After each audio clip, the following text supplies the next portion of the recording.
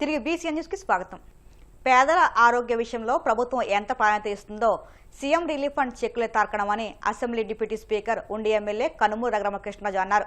పశ్చిమ గోదావరి జిల్లా కాళ్ల మండలం పెదామిరం తన క్యాంప్ కార్యాలయంలో శనివారం 57 మంది లబ్ధిదారులకు 43,94,000 చెక్కులను ఆయన పంపిణీ చేశారు. ఇది 30 విడత అని అన్నారు. ఈ సందర్భంగా సీఎం చంద్రబాబు నాయుడుకు ఆయన ధన్యవాదాలు తెలియజేశారు. ఈ చెక్కులు చాలా పారదర్శకంగా జరుగుతున్నాయని అన్నారు. జనసేన 13వ ఆవిర్భావం దినోత్సవం సందర్భంగా డిప్యూటీ సీఎం పవన్ కళ్యాణ్కు జన సైనికులకు వీర మహిళలకు శుభాకాంక్షలు తెలియజేశారు.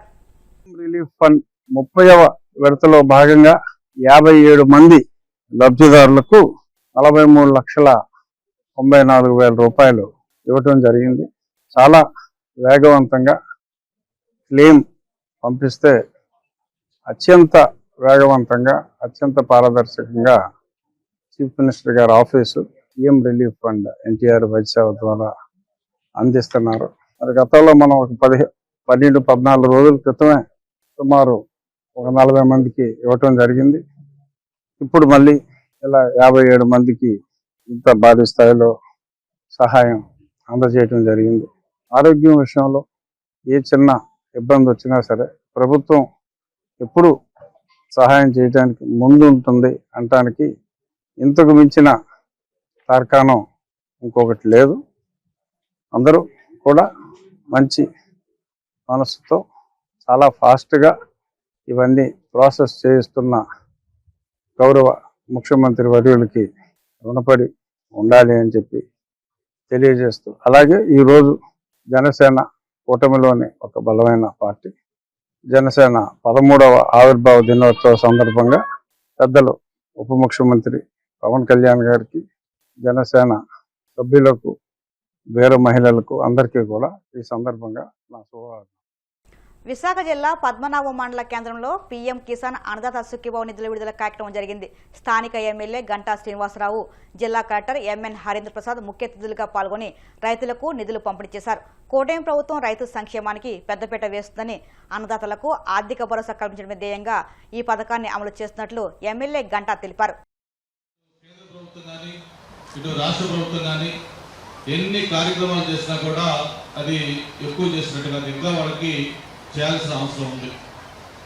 మరి ఈరోజు మనకు చూస్తా ఉన్న ప్రతి వ్యక్తి కూడా తన కుల వృత్తి, ఒక ఏదైనా వస్తువులు తయారు చేసే వ్యక్తి కానీ, లేదా ఇంకేదైనా వ్యాపారం చేసేవాడు కానీ, లేకపోతే ఏదైనా ఫ్యాక్టరీ వాళ్ళు కానీ ఎవరైనా ఏదైనా ఒకటి వస్తువులు తయారు చేస్తే ఆ వస్తువుని ఏ ధరకు అమ్ముకోవాలి అనేది ఎప్పుడు కూడా ఆ తయారు చేసే వ్యక్తి చేతిలో ఉంటుంది. రోజు ఒక చిన్న కార్పెంటర్ ఉన్నాడు అనుకోండి, అతను ఏదైనా ఒక వస్తువులు తయారు చేస్తే దానికి కావాల్సిన ముడి పదార్థాలు కట్ట లేకపోతే మిగతా ఏమంటే ఎంత ఖర్చు అవుతుంది, లేబర్ ఎంత ఖర్చు అవుతుంది, ఎలక్ట్రిసిటీ ఎంత ఖర్చు అవుతుంది, ఎన్ని రోజులు పనిచేశారు, ఎంతమంది లేబర్ పనిచేశారు, మొత్తం లెక్కేసుకొని దానికి కొంత లాభం కలుపుకొని దాన్ని అమ్ముకునే పరిస్థితి ఆ చేతి వ్యక్తికి ఉంటుంది.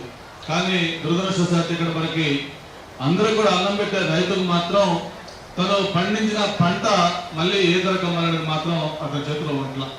నేను ఇప్పుడు వచ్చే ముందే ఏడి గారు అక్కడ ఒక పొలంలో ఒక రైతు దగ్గర తీసుకెళ్ళి అక్కడ రాగి పంట చూస్తే ఎంత ఆనందంగా రైతు చెప్తారన్నా అంటే, ఎకరాకి నాకు ఇన్ని క్వింటాలు పడుతుంది సార్, ఇంత ఖర్చు అవుతా ఉంది, ఈ ఖర్చు పని నాకు ఇంత లాభం మిగులుతుందని ఒక ధైర్యంగా గర్వంగా ఆ రైతు చెప్తున్నప్పుడు ఆ రైతు కళల్లో ఒక సంతృప్తి, ఒక ఆనందం కనిపిస్తా ఉంది. అంటే ఇది లభిస్తుంది.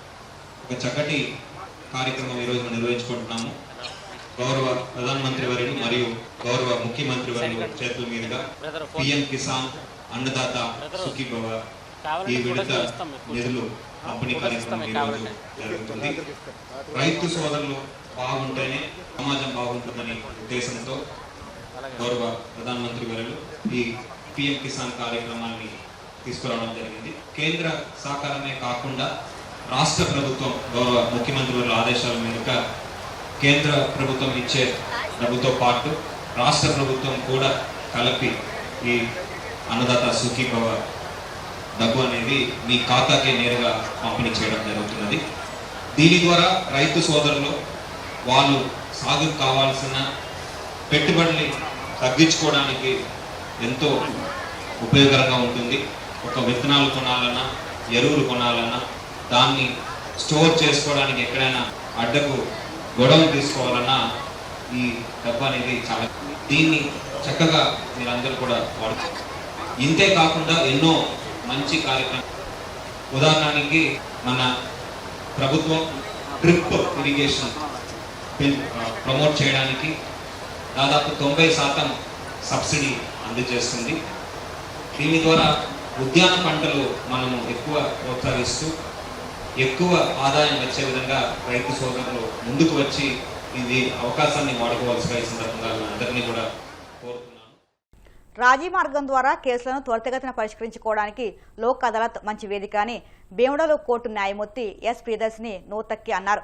ఏలూరు జిల్లా భీమడోలు న్యాయస్థానం ఆవరణలో దెందులూరు, ద్వారకా, తిరుమల, భీమడోలు మండలకు చెందిన పలు రాజీ పడదగిన కేసులకు న్యాయమూర్తి ఆధ్వర్యంలో జాతీయ లోక్ అదాలత్ నిర్వహించగా రాజీ మార్గంలో పరిష్కరించబడ్డాయి. ఈ సందర్భంగా ఒక కేసులో కక్షిదారు రుద్రాలు నడవలేని పరిస్థితిలో ఉండడంతో న్యాయమూర్తి స్వయంగా ఆమె కారు వద్దకు వెళ్లి వివరాలు నమోదు చేసుకున్నారు.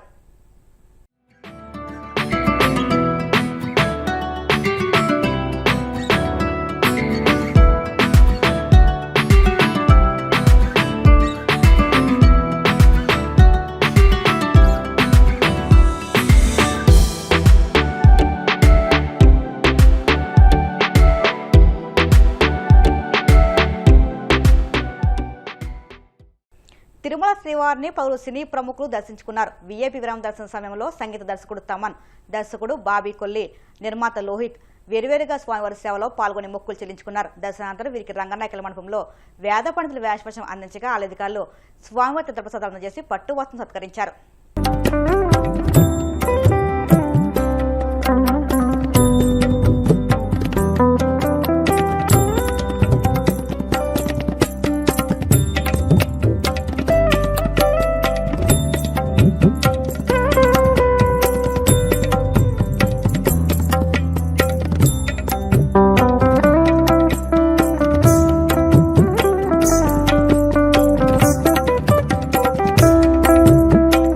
వార్తలు ముగించే ముందు ముఖ్యాంశాలు మరొకసారి. రైతన్నల సంక్షేమమే కూటమి ప్రభుత్వ ధ్యేయమన్న డివిబి స్వామి. అన్నదాత సుఖీభవ, పీఎం కిసాన్ 3వ విడత నిధులు చెక్కులు పంపిణీ చేసిన మంత్రి.